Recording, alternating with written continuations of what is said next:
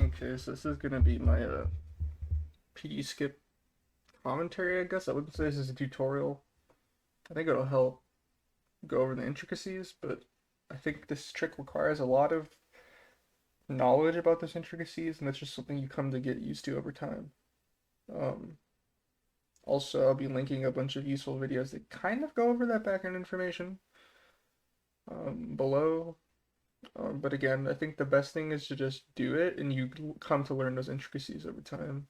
Um, but I'll try to go over as much as I can. And I'm just gonna be talking over a video because it's the easiest for me. So I'm not like going through it live, unfortunately. So first and foremost, you obviously want to use this second pillar to hover against. I think the videos go over this, but how long you stay on that pillar is directly dependent on how far or close you are. So the closer you are to the pillar, like if I started hovering from here, um, you would stay on the pillar for a lot longer, way too long, which is why you most of the time see runners back up a little bit. And like there's like these lines, and eventually there's like a really close set of double lines, and that's usually where I go. You can go further, like Aloha and Awabi go further, but and I guess Ian used to do it too. But they're better mashers than me, so I go around there. And then assuming that I mash um good enough for like my average, I should go off the pillar around when I want to.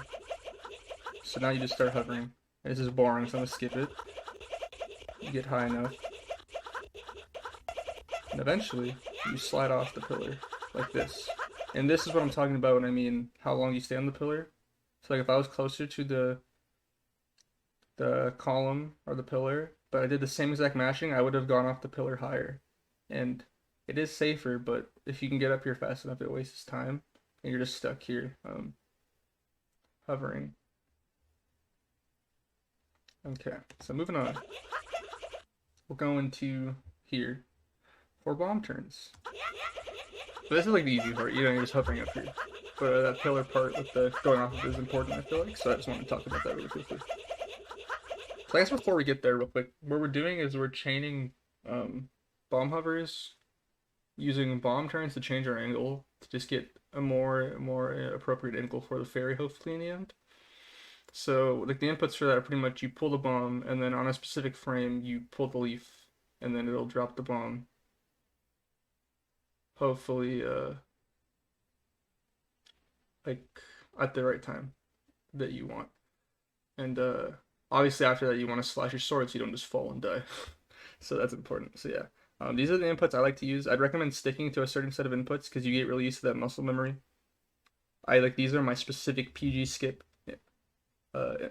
equip. Did I say inputs? I meant equips. These are my PG skip equips that I always use for this trick. Even though like most of the time I have bombs on Z like during casual and like Wind Waker on Y, Leaf forever. When I get into this split, these are the equips that I use because that's how I learned it.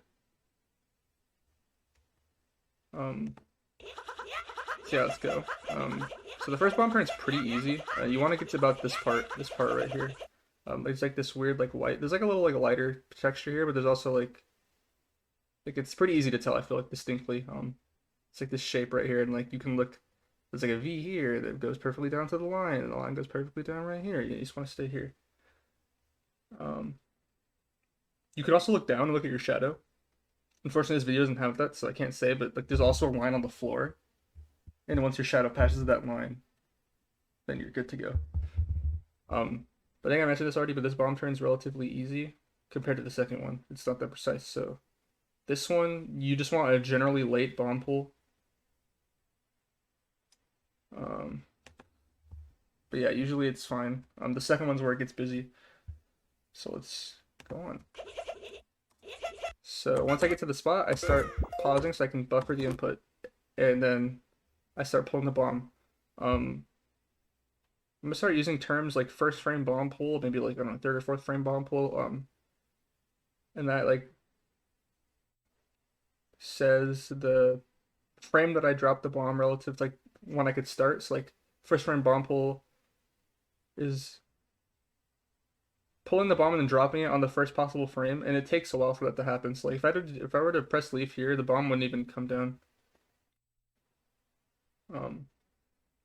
So yeah, this one's pretty precise. It works with relatively late ones, and with also works with a first frame bomb pull here because you go back and you slide to the left. But I wouldn't recommend doing that as a beginner, and I stopped doing that eventually. But like, let me see. I think the frame before this or this frame is the first frame, so you could pull this one and then you'd go behind it and you'd slide to the left, and that's what you want. I wouldn't trust my word on that. I know what it looks like from above. It's weird to say. I'll explain that later, but I don't remember what first frame bomb pull looks like from like this position. Actually, this might be third frame. So yeah, don't listen to me on that. I think it's like a little bit below, but yeah. So like around like once you like your sword gets to that position, you're pretty safe to just drop the bomb. There's like another frame where it's like ever so slightly more vertical, and then this frame where you don't have it at all. I think this is the last possible frame before you end up going behind it. And then in this case, I think you slide to the right, which kind of sucks. So once you get to this frame, it's generally safe to drop the bomb. It's pretty precise. You have like 3 or 4 frames to drop the bomb. So this frame, and this frame all work for this bomb drop. So then you drop the bomb. Press leave, and then immediately slash sword, and then I like to fall a little bit. You could press B a little bit on the way down if you're scared of falling too fast. And then you just want to hover against the bomb for as long as possible. And again, this comes into play with how less precise this is than the second one. For this one, you want to, in general, you want to not press B when it explodes. But this one is a lot more lenient on how close you can get to it exploding while still pressing B. And also, it doesn't really matter how late you press B, like before the bomb explodes, or like how long until it explodes. As long as you just don't die and you don't press it on the frame that it explodes, usually it works. Like so. Usually you buffer it, but it's pretty. And most people don't sometimes, like the better runners, because it's not that tight. So yeah, you just don't die and don't press B like on the frame it explodes. And most likely, as long as you drop down the right frame, you'll go this way. Yeah, and you know you left off again, like usual. And this one is where it gets a little more difficult in my opinion. It's kind of dumb. So you want to hover, and I like to get as high as this. Like, once I get that high, that's when I drop the bomb. You can use other keys, but that's what I use. Like about that high, and then we're gonna start the second bomb turn. This one's way more difficult. So I will try to go a little more in detail. So this one's way more precise. So the frame you drop the bomb greatly impacts the angle you get after, and not only that, also the how you grind against the bomb and your position against the bomb when it explodes is also very important. So when you press B before it explodes is also super important and way more precise compared to the first one, and it's kind of annoying. And it directly impacts how difficult the next part is. So this is very important to like get a general idea of how it works. So I got high enough and I paused buffer. And generally for nowadays, for like the modern angle we like to get, you want to drop it on, I believe it's a 3rd frame bomb pull. So I think this is frame 1, I think. So like from earlier when I mentioned the other one was frame 1, I think that was 3, that's the frame we want, and this is frame 1. So this is the first possible frame you could pull the leaf and the bomb would spawn. Before that it wouldn't. And this would work for the first bomb turn. Like you would be able to, it would go in front of you and you'd slide to the left and it would be the same as if you did the later ones, but it's more precise, so why bother with that? 2nd frame, 3rd frame, and this is where you want to drop it. You can do a 4th frame, but from my experience, you get a more left-facing angle, and you have to grind against the rails for longer, and it's kind of annoying. So I dropped the bomb, frame perfect bomb drop. You buffer the input. And then here, it's very important. Aloha goes over this in his videos that I'm going to be linking below, but I am not sure about the specifics of it. It's beyond my knowledge, but you want to press B about 3 or 4 times before going against the bomb. It affects the angle somehow and like how this works. I don't know why. Maybe there is a reason. I don't know it myself. So maybe ask in the Discord or something. So maybe someone knows. So I hover like 3 times, and then I'm against the bomb, and I start hovering against the bomb, like the first one. But as I mentioned before, this one's way more precise, so you want to obviously not die, so you want to stay alive. You want to keep on pressing B, but it's very important that you do not press B when it explodes, and that time frame is larger for this one, so you want to press the B button as further away from it exploding as possible time-wise to avoid getting a bad angle, I think.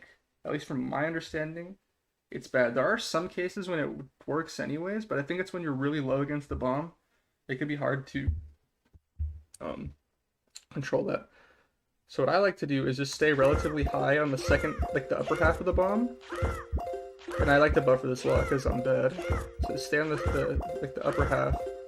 And then once you start seeing it expand like that, usually a little bit before, this is kind of dangerous. Like once you see it first start expanding, because that was like a 2-frame pause or a 3-frame pause, then just stop and you should be fine, hopefully. Hopefully. If you don't think you're high enough and you're gonna die, you might want to do another one, but it's risky. And then you explode. As long as there's like 1 or 2 frames before it explodes, or maybe like a couple, then you're good to get this angle. You can also stay below on the second half, and usually it makes it more, I feel like, reliable. I feel like it feels like it's gonna work more often, no matter like when you press the B button, even when you get closer to exploding, but it's a little more risky because you're closer to the ground, it's like more scary. I don't know. You can do you. This one I definitely feel like this is one where it's important where you just do it yourself a bunch. I feel like these intricacies that I'm explaining are a lot from my experience, and my understanding might not exactly be correct, so I think just get a feel for it. Maybe you'll come to have your own little understandings that'll make it easier for you. This one is definitely one where like people like you kind of just like free form it and just, you know, when you get used to it, you know it's gonna work. So hopefully the bomb explodes, you get a good angle. So this is a really good angle. I'm like directly lined up. So one, I'm not facing left or like more left, so I don't have to grind against the rail for longer before I'm lined up with the pot. And I'm not facing right to where I have to pull bombs to go to the left. If you drop the bomb in the 4th frame, like I mentioned earlier, most likely you end up facing more like this, and then you have to hover against the railing for longer until you're lined up with the pot, and then you can go up and try to get the fairy, and that's harder because you have less time to get height in preparation for the bomb drops. It's still doable. It's like the older angles people used to get, but I mean, it's definitely doable. It's nicer to get this angle, and then sometimes I don't really understand why personally. It definitely has to do with like how obviously how your second bomb frame works, but you get like an angle where you're kind of facing this way, but you're more this way position wise. So like you're not really lined up with the bomb, but this is honestly not that bad either, as long as you have appropriate magic and bombs. It's honestly safer to be honest, because then you can just use bomb pulls to push yourself to the right, to the left, or yeah, to the left, and then it's as if you were just here to begin with. So I'll kind of explain. I don't think I do this in this video, but I'll show.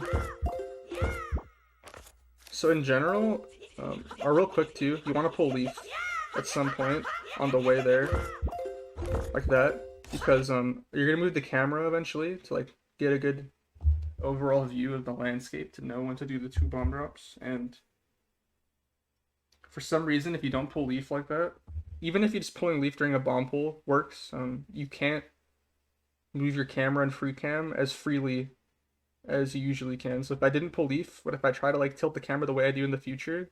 It won't let you do that. You'll just be stuck kind of like not being able to go up. So pull leaf if you want to get like a good overall view of the area. And then I wasn't perfectly lined up here, but this is still a pretty good angle. So then once I line up visually with the bomb pot or the fairy pot, I start going up. You can have a better angle where you can just immediately start hovering. That's good. So like let's say, like I mentioned earlier, where you're to the right and you have like that quote unquote safe angle. What you do in that case is you get high and you do like 3rd or 4th frame bomb pulls. And then usually when you do bomb pulls and you, as long as they're not frame perfect or if they're super late where it's above your head already, when you drop it, it pushes you slightly to the left. So you just keep on doing bomb pulls that are like 3rd or 4th frame, maybe even 5th frame, and they slightly push you to the left until you're lined up. Later ones tend to push you more or push you less to the left, and early ones push you more in my experience. So make those adjustments to line up perfectly.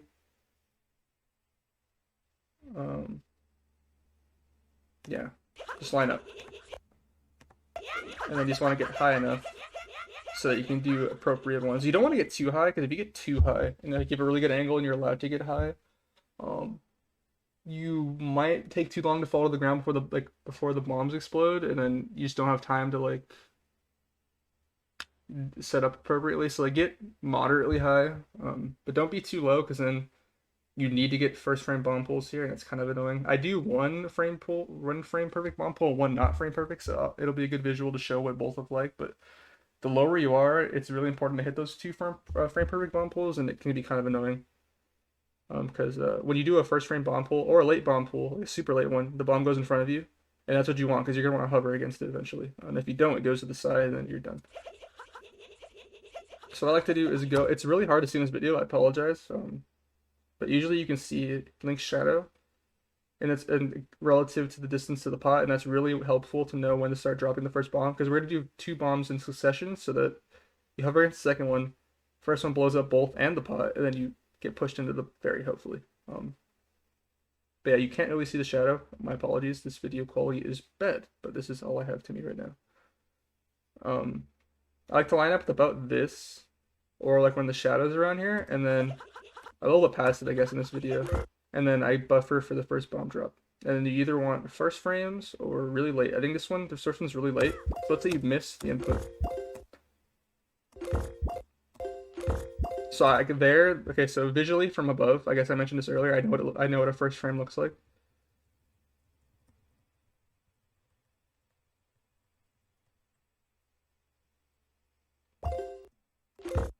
Okay, this is stupid. Why am I doing this? This is the first frame, I believe. And then I was trying to buffer input it, but I missed. So then I didn't get it. Or maybe it was like the frame before, but either way I missed it. You'll see it clearly when I do the second one. I'm being bad.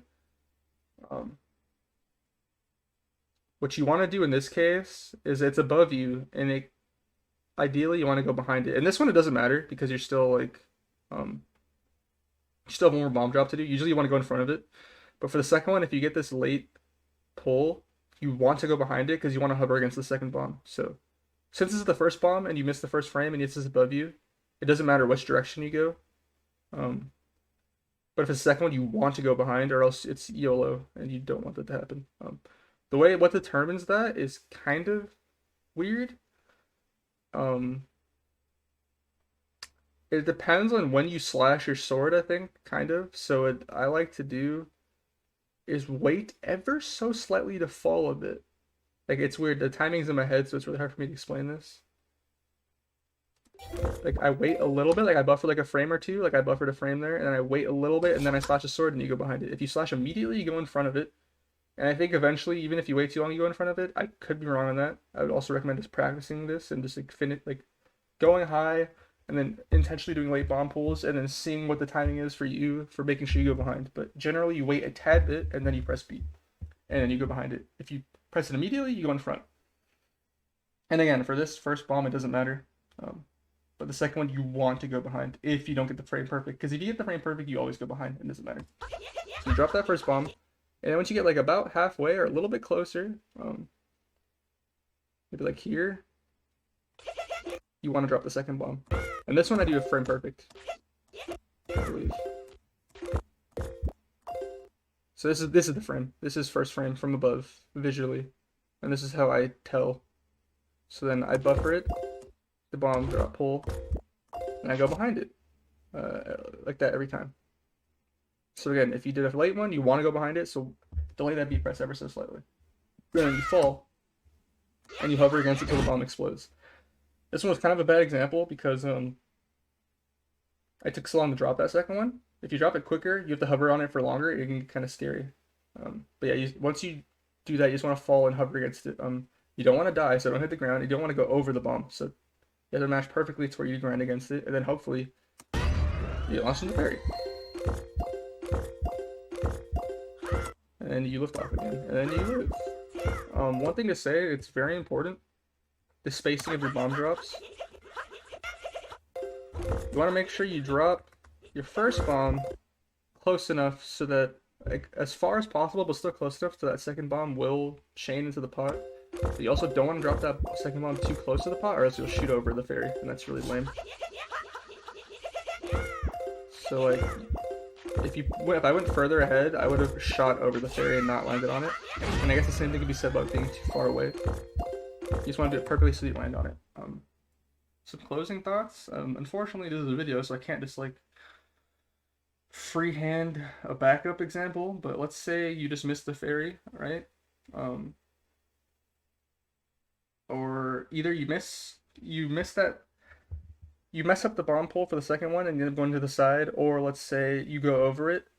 What you can do is start hovering again, or you're already hovering, and then you drop another frame perfect bomb, and then you hover against the bomb on the catwalk and just hope the fairy flies into you. That's the only backup. And unfortunately, I can't show that visually. I feel like it makes sense if you're this familiar with the game and you're coming to this trick already. It should make sense that the backup is simply drop a bomb, frame perfectly, grind against it, and just hope the fairy goes into you. And at that point, it's just RNG. If you look at some runs on the leaderboard, maybe they have that. It's pretty rare. I mean, I've had a lot of it, but I don't think the highlights are saved. But yes, in the end of the day, that is the trick. And hopefully that made sense. I don't know how long I've been rambling for. 21 minutes, so hopefully that wasn't that bad. Hopefully that made sense. If anything doesn't make sense, please feel free to let me know. I'm assuming you're in the Wind Waker Discord if you're trying to learn this trick, because there should be no beginners trying to learn this trick.